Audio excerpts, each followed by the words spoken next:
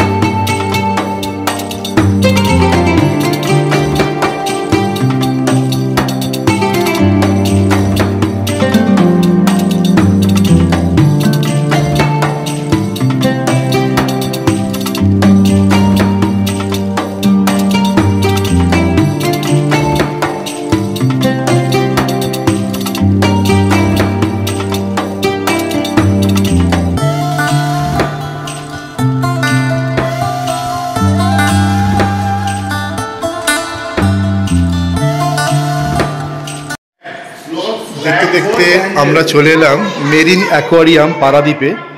দেখুন সুন্দর সুন্দর, এখানে ফটো আর ভিডিও তোলার জন্য আমাদেরকে একটু পেমেন্ট করতে হয়েছে 30 টাকা করে। তো এরকম সুন্দর দৃশ্য ছবি না তুলে সত্যি থাকা যায় না, তাই জন্য ছবি তোলার জন্য টাকা দিলাম, ভিডিও করার জন্য টাকা দিলাম। তো সুন্দর সুন্দর মাছ এখানে দেখতে পাবেন। Marine aquarium, fresh water tank, এটা হচ্ছে ফ্রেশ ওয়াটার ট্যাঙ্ক।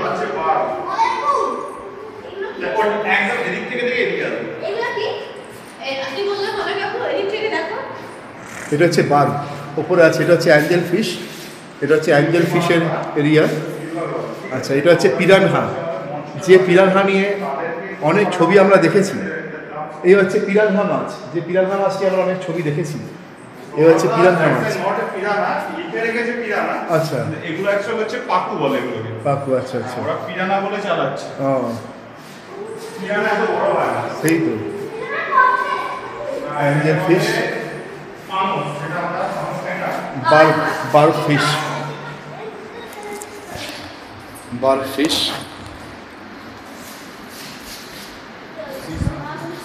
এগুলোকে বলে হোয়াইট টাইগার অ্যাকোয়ারিয়ামের ভাষায়। কি সুন্দর। অ্যাকচুয়ালি এগুলো হচ্ছে আমাদের পাঙস ট্যাংরা অ্যালবিনো। ফাইন। এটাই হচ্ছে সেম এজ ব্রিড, এটা হচ্ছে ব্ল্যাক। বাহ, ফিশ ফায়ার মাউথ কিকলিট, সিসলিট, সিসলিট, হ্যাঁ, চিকলেট। আচ্ছা, চিকলেট। এগুলো হচ্ছে অস্কার চিকলেট বলে এটাকে। আচ্ছা, সেদিন যেটা আমি আপনাকে দেখালাম সেই লাল হয়ে জ্বলছে আমার অ্যাকোয়ারিয়ামটা, হ্যাঁ। তলায় যেগুলো আছে এটা ম্যাঙ্গো, এটা হাফ রেড, এটা রেড স্পট, ওগুলো হচ্ছে ব্ল্যাক টাইগার। ফাইন। এটা হচ্ছে রেড টেল ক্যাটফিশ। কই কার বলে চালাচ্ছে না, কই কার ছিল নেই। রেড টেল ক্যাটফিশ, দেখুন দাঁত আছে। ক্যাটফিশ, হ্যাঁ গো, ক্যাটফিশ দাঁত আছে তোমার, ভালো করে ছবিগুলো তবে।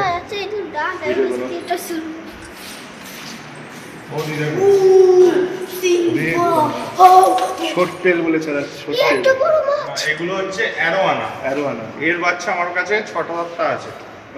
অ্যারোয়ানা ফিশ, এটাকে বলে অ্যারোয়ানা। এই মাছটা খুব মানে খুব সুন্দর মাছ। আমাদের আর এগুলো হচ্ছে কই কাপ, এগুলো জাপানিজ কই। এই মাছটা মানে দিদি ভাইটা, এটা চুল, এটা চুল, মাছটা চুল, ওটা মাছটা চুল। এগুলো চিকলেট। বাস। এটা বেশ দেখেছি না একটা বইতে। এইগুলো কই পাবে? আর এগুলো হচ্ছে আপনার মানে কালারিং স্পটেড ক্যাটফিশ, আমাদের চিংড়ি মাছের মতো। ফাইন। আচ্ছা কালারিং ক্যাটফিশটা কিরকম করে আছে দেখো, দারুণ। মরে গেছে।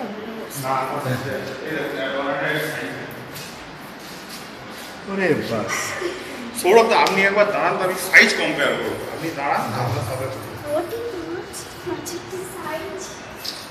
মানে আমি জাস্ট দেখাবো আমার মানে যারা বন্ধুরা আছে সাইজ একদম দেখা কিন্তু মাথার উপরে বাকি ওই বলতে পারবো এবিএস দেখুন সৌরভ দা একদম পুরো আঁখির মাথার উপর। ফাইন। হ্যাঁ মানে ওর থেকে কম্পেয়ার হয়ে গেল। হ্যাঁ এগুলো হচ্ছে রেকটেল মাছ। এই মাছগুলো খুব ইন্টারেস্টিং মাছ। ছোট ছোট মাছ। হ্যাঁ এগুলো চিকলেট একদম। আর এই বড়টা হচ্ছে ওইটা। এগুলো ছোট ছোট ওই মাছের কি বাচ্চা? এই দেখুন টার্টয়েস। হ্যাঁ, এই মাছটা তো কচ্ছপ দেখবে এসো, কচ্ছপ কি সুন্দর। এগুলোকে বলে রেড আই স্লাইডার। তো আপনারা দেখুন এই চোখের পেছনে একটা লাল লাল দাগ পড়ে। হ্যাঁ, আমি সব কটা ছবি তুলবো, আগে ভিডিওটা করে নিই, আমি আবার রাউন্ড করবো। প্রত্যেকে আপনারা দেখতে পাচ্ছেন আমরা ঘুরে ঘুরে ঘুরে ঘুরে এখন মাছের অ্যাকোরিয়ামের মধ্যে ঢুকেছি। অ্যাকোরিয়ামে ফিশ অ্যাকোরিয়াম পারাদ্বীপের, সেখানে নানা রকম মাছের সমাহার, নানা রকম মাছের সুন্দর সুন্দর একটা কালেকশন আমরা দেখতে পাচ্ছি। খুব সুন্দর লাগছে। আগে ভিডিওটা তুলে নিচ্ছি, তো ভিডিও তোলার পরে আমরা আস্তে আস্তে স্টিল ফটোগুলো নেব। কেমন স্টিল ফটোগুলো নেব।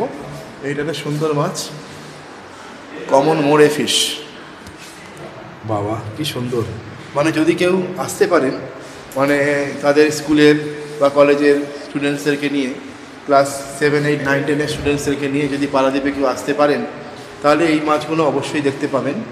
যদিও আমরা এখানে দীঘাতে বা মন্দারমণিতে এরকম অনেক অ্যাকোরিয়াম দেখেছি, আছে ফিশ অ্যাকোরিয়াম, তবু পারাদ্বীপেরটাও দেখতে ভালো লাগলো। এখানে মাছের কালেকশনগুলো বেশ ভালোই আছে। তো এই হচ্ছে পুরো জায়গাটা। আমি এবার একটু ফটো তুলবো। ভিডিওটা রইল, তোরা সঙ্গে থাকুন, দেখতে থাকুন। বন টু বেটা বেলা সৌরভ আপনাদের সঙ্গে।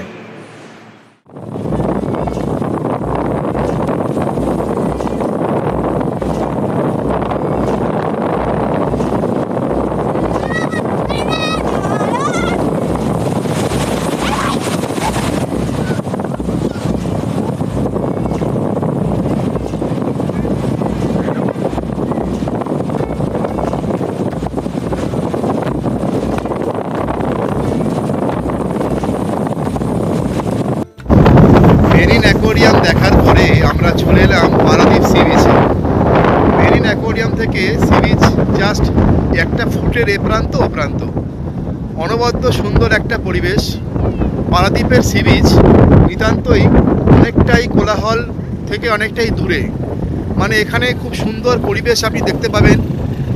যা হয় আর কি, আমরা বায়োলজিক্যালি বা জিওগ্রাফিক্যালি যেটা বুঝি, যে যেখানে মানুষজন কম থাকবে সেখানে হাওয়াটা খুব বেশি থাকবে। মানুষজন থাকলে পরে হাওয়াটা তো অনেকটা বেশি ক্যাপচার হয়ে যায়। এখানে মানুষজন কম, হাওয়াটা এত সুন্দর। সমুদ্রে দেখুন স্যান্ড ডিউনস যাকে বলে, বালিগুলো উঠছে, দেখুন তার বালিগুলো উঠছে, তার মুহূর্তটা কি সুন্দর লাগছে দেখতে। দেখুন দেখুন বালিগুলো উঠছে, এত ফাইন লাগছে বালিগুলো উঠছে। আর এখানে স্বতঃস্ফূর্তভাবে আমার পরিবারের সব লোকেরা আনন্দ করছে। আর মেয়ে তো একদম, তো অপারেশন হয়েছিল জানুয়ারি মাসে, এটা পায়ে প্লেটে বসেছিল। ডিসেম্বরে আবার একটা অপারেশন হবে, প্লেটটা খুলবে, কিন্তু ওর কোনো ভ্রুক্ষেপই নেই। ওর নিজের মতো করে খেলে বেড়াচ্ছে, জলের মধ্যে চলে যাচ্ছে। মানে ও এই অ্যাকচুয়ালি অপারেশন আর ঘর করে এতটাই ক্লান্ত হয়ে গেছিলো, যার জন্যই ওদেরকে নিয়ে বেরিয়ে পড়লাম, যাতে করে অন্তত পরবর্তী অপারেশনের আগে একটু যাতে ওরা মাইন্ডটাকে রিল্যাক্স করতে পারে, রিফ্রেশ করতে পারে।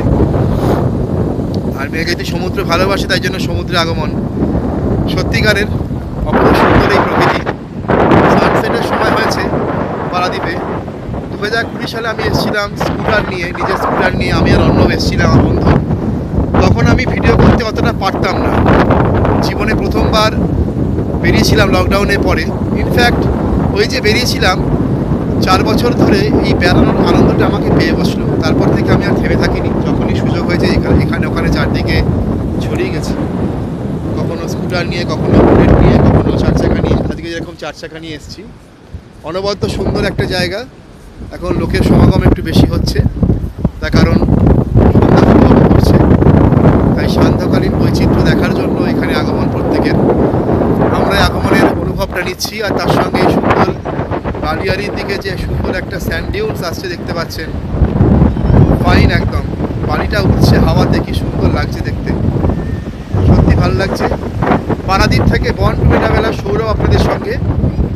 তো ছোট্ট একটুখানি অংশ বিশেষ আপনাদেরকে তুলে ধরলাম পারাদ্বীপ সম্পর্কে। আমরা কালকে এখান থেকে রওনা দিচ্ছি।